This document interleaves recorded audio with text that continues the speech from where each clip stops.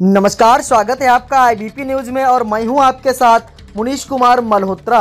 इस वक्त की बड़ी खबर देहरादून से आ रही, जहां देहरादून में बेखौफ भूमाफिया पहाड़ काटकर धड़ल्ले से किया जा रहा जमीन को खुर्द-बुर्द। आपको बता दें, सहस्त्रधारा के चमासारी रोड का मामला, जहां पर विकास प्राधिकरण से बिना अनुमति लिए की जा रही प्लांटिंग।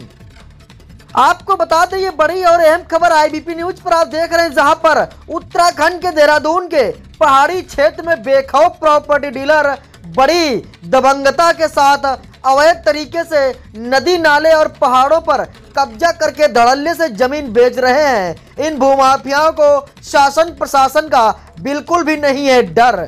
ऐसे कई मामले देहरादून में देखने को मिलते हैं, जिस पर अभी कुछ समय पहले ही हाई कोर्ट ने सख्ती के बाद प्रशासन द्वारा सहसपुर क्षेत्र में ऐसे हो रहे अवैध प्लांटिंगों पर ध्वस्त करते हुए जमीन मालिकों पर संबंधित धाराओं में मुकदमा दर्ज कर दिया गया था। लेकिन इसके बावजूद भूमाफियाओं का इसका जरा भी खौफ देखने को नहीं मिल रहा है। आपको बता दें, ये बड़ी और अहम खबर है, जहां पर एक ऐसा ही मामला सहस्त्रधारा के चमासारी रोड पर देखने को मिला है।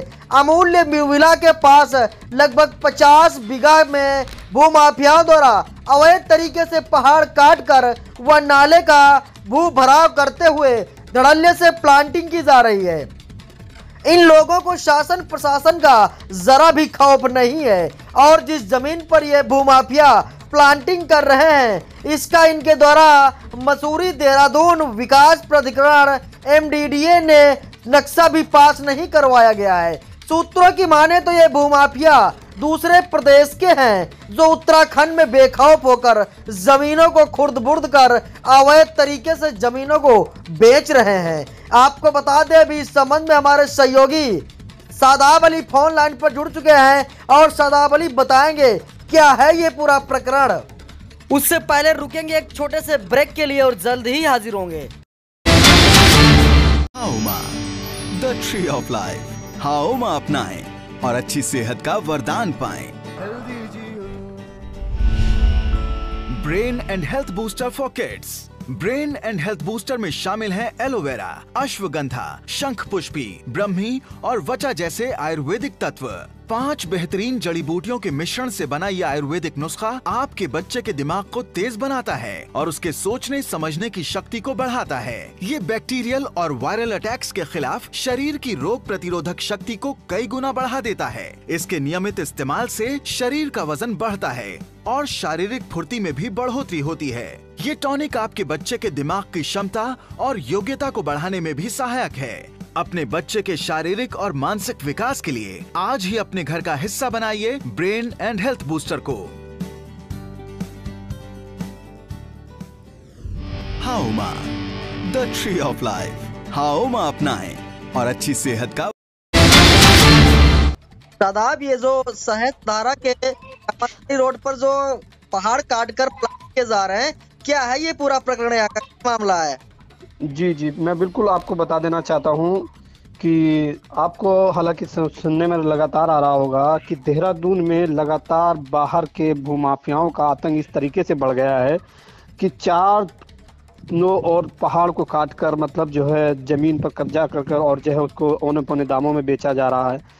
लगातार इसकी शिकायतें विकास प्राधिकरण को भी मिलती हैं और विकास प्राधिकरण के द्वारा ना तो कोई नक्शे अप्रूव कराए जाते हैं, ना ही कुछ होता है। लेकिन कहीं ना कहीं पर इसका भी एक बड़ा सवाल ये उठता है कि जैसे कि विकास प्राधिकरण विभाग भी कहीं ना कहीं बड़े भूमाफियाओं के साथ खड़ा दिखाई देता है।